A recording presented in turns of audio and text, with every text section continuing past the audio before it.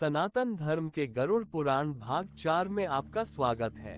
भाग 3 में अपने जन्म की 13वीं के बाद कैसे जीव आत्मा अपने आगे का सफर तय करती है और कैसे उसे कैसे यातनाएं और पीड़ाएं दी जाती हैं और उस मार्ग में आने वाले 16 नगर में से 8 नगर भी बताए थे। उससे आगे हम आपको इस भाग में बताएंगे। अधिक समय न लेते हुए हम प्रस्तुति आरंभ करते हैं। गरुड़ पुराण के अनुसार पक्षीराज गरुड़ भगवान विष्णु जी से यह पूछते हैं कि मृत्यु लोक और यमलोक के मध्य स्थित बैतरणी नदी का जीवात्मा से क्या संबंध है और उन्हें इस नदी में किस प्रकार का दंड दिया जाता है अथवा महापापी आत्मा इस बैतरणी नदी को किस प्रकार करती है।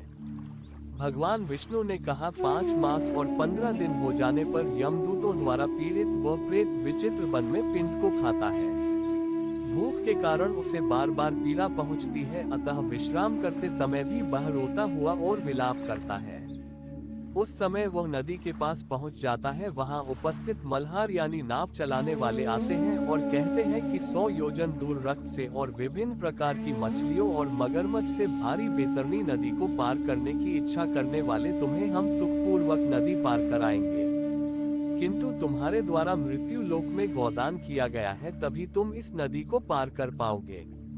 मनुष्य की मृत्यु नजदीक आने पर गोदान हितकारी है अगर बैतरणी नदी को पार करना है। अगर गोदान करना है तो किसी गरीब या विद्वान ब्राह्मण को ही गोदान करना चाहिए। गोदान पापी के पप्पू को नष्ट करने और उसे सुखपूर्वक विष्णु लोक ले जाते हैं। जिसने गोदान नहीं किया है वह इस नदी में जाकर गिरने लगता है। जो जितना पापी होता है उसे उतना ही समय उस नदी में बिताना पड़ता है और वह डूबता हुआ अपने पापा को याद करता है और कहता है, ना मैंने ब्राह्मण को दान दिया, ना अग्नि में आहुति डाली, ना भगवान का जाप किया, ना तीर्थ में जाकर स्नान किया, भगवान की पूजा भी नहीं की। फिर यमदूत उसे कहते हैं, जैसा कर्म तूने किया है अब वैसा ही फल भोग। फिर वह प्रेत उसे नदी को पार करा के नदी के दूसरे तट पर पहुंच जाता है और वहां बैठ के पिंड को खाता है और उससे आगे बढ़ जाता है। फिर वह दिन रात में 247 योजन की गति से चलता है। 7वां मास आने पर वह बेहबाक नगर में पहुंचता है। सप्त मास में वह पिंड दिया गया है, उसे खाकर वह दुखद पूर्ण तथा कृद्र को बढ़ता है। वहां के प्रेतों को रोहतक देकर वह भी रोने लगता है। फिर वह तप्तबन में पहुंचता है और पुत्र द्वारा किए गए पिंड को खाता है। 10वें मानस में बारौद्र नगर जाता है, जहां वह 10वें मास में श्राद्ध का भोजन करके अगले नगर की ओर चला जाता है। वहां वो 11वें मास के श्राद्ध का भोजन करता है।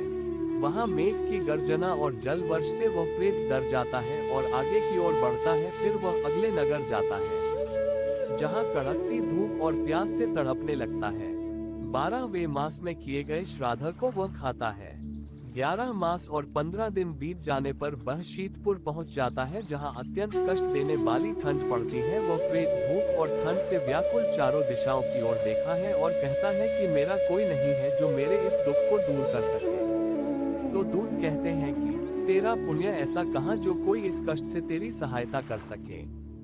उसके बाद 44 योजन परिक्षेत्र में फैला हुआ गंधर्व और अप्सराओं से भरा हुआ, जहाँ 84 लाख मूर्ख और अमूर्ख प्राणी निवास करते हैं। इस नगर में 13 प्रतिहार बसते हैं जो ब्रह्मा जी के पुत्र हैं और श्रवण कहलाते हैं। ब्रह्मा जी के पुत्र उससे जुड़े कार्यों के बारे में हम आपको अगले भाग में बताएंगे। हमारी प्रस्तुति आपको पसंद आई हो तो वीडियो लाइक और चैनल को सब्सक्राइब करें। धन्यवाद।